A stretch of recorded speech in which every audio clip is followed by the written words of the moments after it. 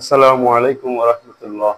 ওয়ালাইকুম আসসালাম ওয়া রাহমাতুল্লাহি সবাই ভালো আছেন? ওয়া বারাকাতুহু। আলহামদুলিল্লাহ নাহমাদুহু ওয়া নাস্তাঈনুহু ওয়া নাস্তাগফিরুহ ওয়া নু'মিনু বিহি ওয়া নাতাওয়াক্কালু আলাইহি ওয়া নাউযু বিল্লাহি মিন শুরুরি আনফুসিনা ওয়া মিন সাইয়্যাতি আ'মালিনা মান ইয়াহদিহিল্লাহু ফালা মুদিল্লা লাহু ওয়া মান ইউদ্লিলহু ফালা হাদিয়া লাহু ওয়া নাশহাদু আন লা ইলাহা ইল্লাল্লাহু ওয়াহদাহু লা শারীকা লাহু ونشهد أن سيدنا ومولانا محمدا عبده ورسوله الذي أرسله بالحق بشيرا ونذيرا وداعيا إلى الله بإذنه وسراجا منيرا أما بعد فأعوذ بالله من الشيطان الرجيم بسم الله الرحمن الرحيم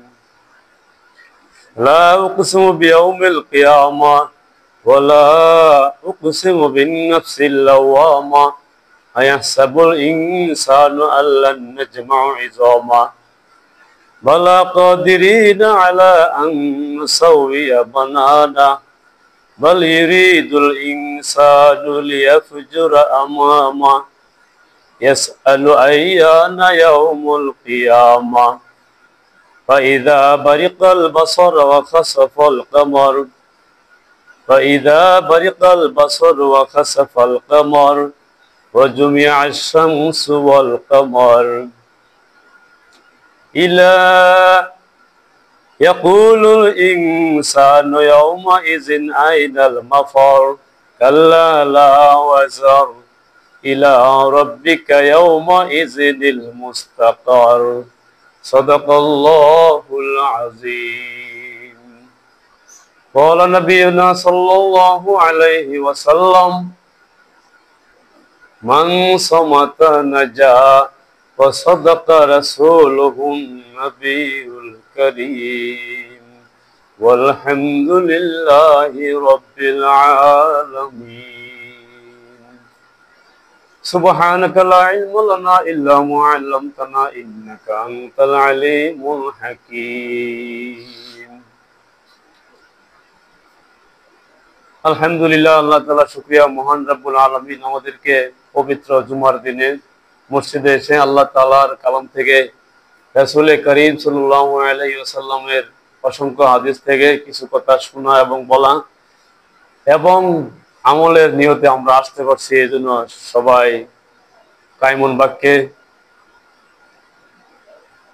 অন্তরের অন্তঃস্থল থেকে সেই মুনিবের দরবারে শুকরিয়া জ্ঞাপন করি। সবাই বলি আলহামদুলিল্লাহ।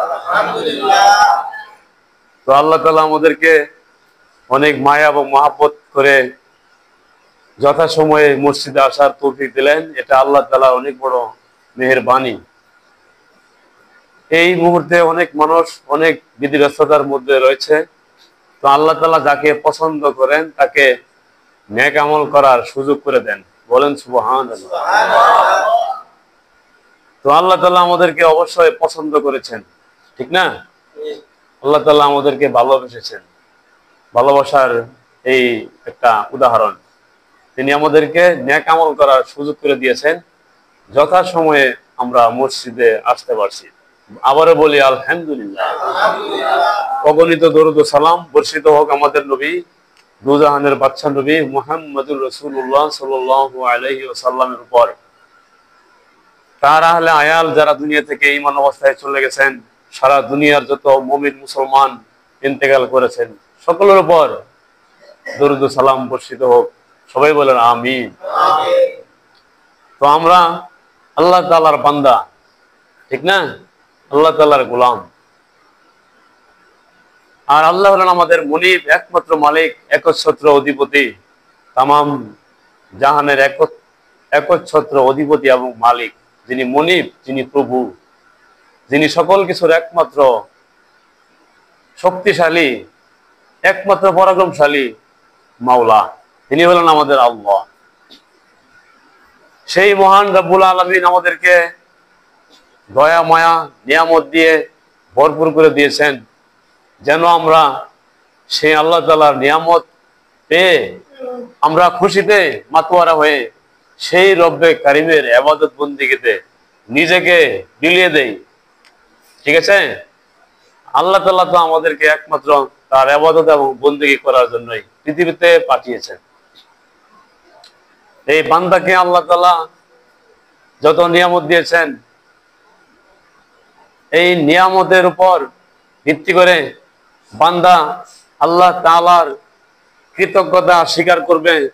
এটা আল্লাহ তাআলার চাওয়া। আল্লাহ তাআলা বলেন, তোমরা আমার গোলাম, তোমরা আমার বান্দা, তোমরা আমার নিয়ামত পেয়ে নিয়ামতের শুকরিয়া জ্ঞাপন করো। যদি করো তাহলে আমি তোমাদের আরো নিয়ামত বাড়িয়ে দিব। সুবহানাল্লাহ। এটা হলো আল্লাহ তাআলা বান্দার একটা বৈশিষ্ট্য, খাসলত। আল্লাহ তাআলা নিয়ামত পাবে, আল্লাহ তাআলার করুণা পাবে। করুণা পাওয়ার পর এই বান্দা আল্লাহ তাআলা কি করবে? শুকরিয়া জ্ঞাপন করবে। এই জন্য আমরা আল্লাহ তাআলা যে আমাদেরকে সুন্দর আবহাওয়ার মধ্যে যথাসময়ে মসজিদে আল্লাহ তাআলার ঘর, এটা জান্নাতের একটা অংশ, এখানে আমরা আসতে পারছি, এটা আল্লাহ তাআলার নিয়ামত না? এবং আল্লাহ তাআলা আমাদেরকে এই সুস্থতার মতো মহান বড় একটা দৌলত দিলেন। সুস্থতা অনেক বড় একটা নিয়ামত। এই নিয়ামতের শুকরিয়া আমরা আদায় না করে পারি না। আমরা আবারও বলি আলহামদুলিল্লাহ। তো বলতেছিলাম আল্লাহ তাআলা আমাদের সকল কিছুর একমাত্র মালিক। এমনকি আখিরাতে যতগুলো বান্দার নামে, আমাদের নামে যতগুলো আল্লাহ তাআলা বিভিন্ন মামলা রেখেছেন, মৃত্যু থেকে নিয়ে জান্নাতে যাওয়ার আগ পর্যন্ত যত বিপদ আপদ আমাদের সামনে আছে, যত ঘাটি আছে, সকল বিপদেও একমাত্র আল্লাহ তাআলা আমাদের রক্ষা কর্তা। তিনি ছাড়া আমাদেরকে বাঁচানোওয়ালা, নাজাত দেনেওয়ালা আর কেউ নেই। আর সেই রব্বে করিম আমাদের জন্য আরেকটা নিয়ামত দিয়েছেন, সেটা হলো দুজাহানের বাদশা নবী, সমস্ত নবীদেরও নবী, কুল কায়নাতের নবী, শাফিউল মুসলিমিন, রাহমাতুল লিল আলামিন, হুজুরে পুর নূর সাল্লাল্লাহু আলাইহি ওয়াসাল্লাম। তিনাকে আল্লাহ তাআলা আমাদের নবী হিসেবে আমাদের মাঝে পাঠিয়েছেন, আমাদেরকে দিয়েছেন। এই নিয়ে আমাদের শুকরিয়া আমরা আদায় করে শেষ করতে পারবো না। তো আল্লাহ তাআলা আমাদেরকে বলেছেন যে তোমরা শুকরিয়া জ্ঞাপন করো।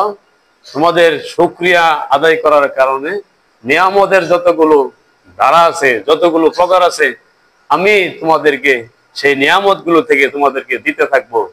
তোমরা আমার শুকরিয়া জ্ঞাপন করো। বলেন আলহামদুলিল্লাহ। লাইন শাকারতুম লাযীদান্নাকুম।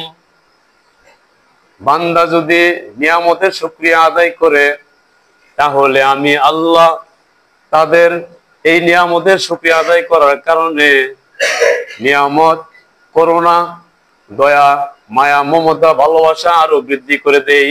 সুবহানাল্লাহ। ওয়ালা ইন কাফারতুম। আর যাদেরকে আমি নিয়ামত দিলাম, তারা যদি এই নিয়ামতের শুকরিয়া আদায় না করে, যদি কুফরি করে, যদি অবিশ্বাস করে, যারা নিয়ামত পায়াও আমার সাথে নিমুখ হারাম করে, নাফরমানি করে, ওয়ালা ইন কাফারতুম ইন্না আযাবি লাশাদীদ। তাহলে আমি তাকে নিয়ামত থেকে দূরে সরিয়ে দিব, এমনকি তাকে শক্ত আযাব দিয়ে তাকে গ্রেফতার করব। বলেন নাউযুবিল্লাহ। এই জন্য আল্লাহ আমাদেরকে শুকরিয়া গুজার, প্রশংসাকারী গোলাম হিসেবে আমাদেরকে পছন্দ করেন। এজন্য আমরা সকালে বিকালে, শয়নে স্বপনে, যেখানে থাকি না কেন, আল্লাহ তাআলার শুকরিয়া যেন আমাদের মুখে থাকে, আমার অন্তরে থাকে, আমার বডিতে থাকে। আমি যেন যথাযথভাবে সকল অবস্থাতে আল্লাহ তাআলার স্মরণ, আল্লাহ তাআলার শুকরিয়া অন্তরে ধারণ এবং লালন করি। ঠিক আছে? এজন্য আমরা সবসময় কি বলবো? আলহামদুলিল্লাহ। বান্দা যখন সুন্দরভাবে ওযু করে নামাজে দাঁড়িয়ে যায়, নামাজে দাঁড়িয়ে যখন সূরা ফাতিহার প্রথম আয়াত তেলাওয়াত করে আলহামদুলিল্লাহি রাব্বিল আলামিন, সকল প্রশংসা যিনি तमाम পৃথিবীর প্রভু রব তার জন্য, তখন আল্লাহ তাআলা বলেন, হে ফেরেশতারা দেখো এই বান্দা কত সুন্দরভাবে আমার শুকরিয়া জ্ঞাপন করেছে। বান্দা পবিত্র হয়ে, পবিত্র শরীর নিয়ে, পবিত্র মন নিয়ে, পবিত্র জায়গায় আমার কুদরতি পায়ে সেজদা দিয়েছে। আমার কুদরতি অন্তরে অন্তরে জোশ পয়দা হয়ে গেছে। বান্দারা তোমরা, ফেরেশতারা তোমরা সাক্ষী থাকো, এই বান্দার সকল গুনাহ খাতাগুলো আমি ক্ষমা করে দিলাম। সুবহানাল্লাহ। এজন্য আমরা আল্লাহ তাআলা কি করব? শুকরিয়া জ্ঞাপন করব। এই জন্যই তো সূরা ফাতিহার প্রথম বাক্যের মধ্যে আলহামদুলিল্লাহ, আলহামদুলিল্লাহ উল্লেখ রয়েছে। তাহলে প্রশংসা দিয়েই আমরা আল্লাহ তাআলার কুদরতি পায়ে সিজদা দেই। ঠিক আছে? আল্লাহ তাআলার কি কুদরত, প্রশংসা যেখানে সেখানে যেখানে প্রশংসা করা হয় সেখানে আল্লাহ তাআলার রহমত নাজিল হয়। আল্লাহ তাআলার প্রশংসা পাওয়ার জন্য একমাত্র আল্লাহ তাআলাই উপযুক্ত, আর অন্য কোন তন্ত্র মন্ত্র পৃথিবীতে নেই। একমাত্র প্রশংসা পাওয়ার যোগ্য কে? আল্লাহ তাআলা। সেই আল্লাহ তাআলা আমাদেরকে ধন্য করলেন, পৃথিবীর দুজাহানের বাদশা নবী মুহাম্মদ সাল্লাল্লাহু আলাইহি ওয়াসাল্লামকে আমাদেরকে দিয়ে আমাদেরকে ধন্য করলেন। বলেন আলহামদুলিল্লাহ। আলহামদুলিল্লাহ। সেই নবী মায়ার নবী, রহমাতুল লিল আলামিন নবী, দুনিয়াতেও নবী, আখিরাতেও নবী। দুনিয়াতেও আমাদের জন্য কান্দারি, আখিরাতে বিপদের কান্দারি হবেন আমাদের নবী। পৃথিবীর সকল মানুষ যখন হাসরের মাঠে উঠবে, সেই দিন হবে বিপদের সময়, বিপদের দিন।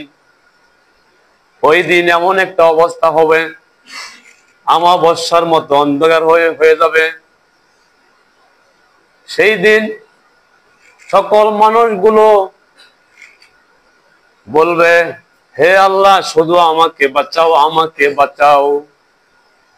পৃথিবীর মানুষগুলো হযরতে আদম আলাইহিস সালাম, পৃথিবীর প্রথম বাবা, প্রথম নবী আদম আলাইহিস সালামের কাছে যাবে। আদম আলাইহিস সালাম বলবেন, লাস্তু হুনাকুম, আমার আজকে তোমাদের জন্য আমার কিচ্ছু করার নেই, আমার তো সাহস নেই। আমি যে আল্লাহকে কিছু বলবো এই ব্যাপারে আমার কোনো সাহস নেই। লাস্তু হুনাকুম, তোমাদের জন্য আমার কিচ্ছু করার নেই। মানুষগুলো যাবে হযরত নূহ আলাইহিস সালামের কাছে। নূহ আলাইহিস সালাম একই কথা বলবেন, আমার কিচ্ছু করার নেই, কোনো সাহস নেই আল্লাহ তাআলাকে কিছু বলার। লাস্তু হুনাকুম, তোমাদের ব্যাপারে আমার কিচ্ছু করার নেই। এইভাবে মানুষগুলো ঘুরতে ঘুরতে হযরতে আদম আলাইহিস সালাম থেকে নিয়ে হযরতে ঈসা আলাইহিস সালাম পর্যন্ত যাবেন। ঈসা আলাইহিস সালাম বলবেন, তোমাদের জন্য আমার কিছু তো করার নেই। এমন কি আল্লাহ যদি বলে আমাকে, হে ঈসা, পৃথিবীর অনেক মানুষ তোমাকে আল্লাহ তাআলার পুত্র হিসেবে বিশ্বাস করেছিল, তুমি তো এই ব্যাপারে কোনো পদক্ষেপ নিতে পারো নাই, তাহলে তো আমি এই উত্তরটাই দিতে পারবো না। সুতরাং আজকে তোমাদের জন্য আমার কিছু করার নেই। লাস্তু হুনাকুম, আমার কোনো সাহসও নেই, তোমাদের জন্য আমার কিছু করারও নেই। তবে আমি একটা পরামর্শ দিতে পারি, তোমরা যাও শেষ নবী, রহমাতুল লিল আলামিন নবী, দুজাহানের বাদশা নবী, সরকারে দু আলম, মাহবুবে কিবরিয়া, জিগার গোশায় আমেনা, হুজুরে পাক সাল্লাল্লাহু আলাইহি ওয়াসাল্লামের দরবারে যাও। সেখানে যদি যাও, সেখানে একটা ব্যবস্থা হবে। বলেন সুবহানাল্লাহ। রহমতে আলম, নূরে মুজাসসাম, রহমতে আলম, নূরে মুজাসসাম সাহাবীরা আতর বানায় ওই নবীজির ঘাম। সুবহানাল্লাহ। শোনো মানো জানো কেমন আমার নবীজি, যাহার পাগল চন্দ্র সূর্য তারকারাজি। শোনো মানো জানো কেমন আমার নবীজি, যাহার পাগল চন্দ্র সূর্য তারকারাজি। তোমরা আরো শুনবানি সুন্দর কাহিনী, তোমরা আরো শুনবানি সুন্দর কাহিনী। জান্নাতেরই রুমে রুমে লেখা নবীর নাম, জান্নাতেরই রুমে রুমে লেখা নবীর নাম। সুবহানাল্লাহ। উস্তুনে হান্নানা একটা খেজুর গাছের নাম, যাকে ধরে খুতবা দিতেন রাসূল আকরাম। উস্তুনে হান্নানা একটা খেজুর গাছের নাম, যাকে ধরে খুতবা দিতেন রাসূল আকরাম।